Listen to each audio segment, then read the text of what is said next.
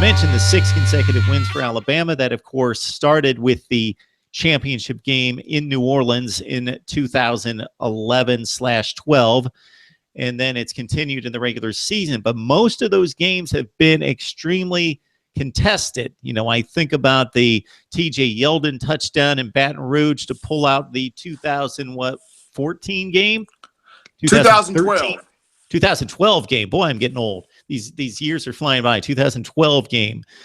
Zach Mettenberger and company were outclassed in Tuscaloosa, but you had Jarvis Landry and Odell Beckham Jr. and Jeremy Hill in the backfield. I thought that was going to be a little bit more competitive. That was actually the biggest blowout of the series. Of course, last season was a no-score game, the only no-score game that deep into the game in college football for the entire season, with about 10 or 11 minutes left before Jalen Hurts got loose on the LSU defense. So we've seen some really good games between these two.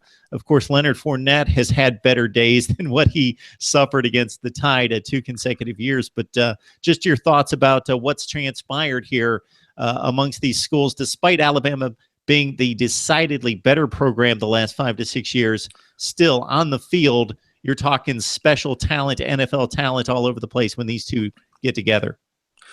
It's one of those rivalries that in years past, this was the game that decided the SEC West champion, and more times than not, who goes on to play for a national championship. And like I mentioned, it's been close.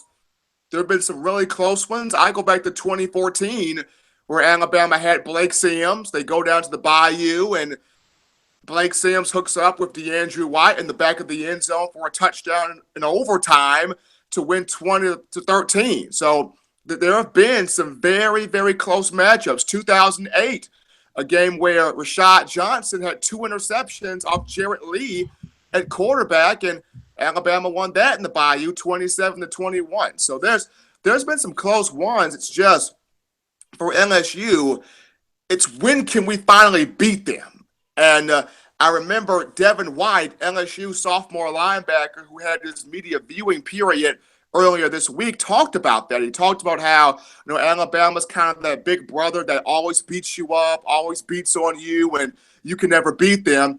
Now I feel like we're bigger, faster, more physical. We should be able to beat them this year. I don't know if he's using that as bulletin board material or not, but that's kind of how LSU feels right now. When is it finally going to be our turn? When do we finally get back there? And they're looking at Coach Ed Orgeron, offensive coordinator Matt Canada, defensive coordinator Dave Aranda as the guys to help them get back there. Because they haven't won since the 2011 regular season. That was the last time they've won. They've had some close calls. They've had some moments where they were right there. And it's like the guy off that commercial, you got to be quicker than that. And they're not being quicker right now.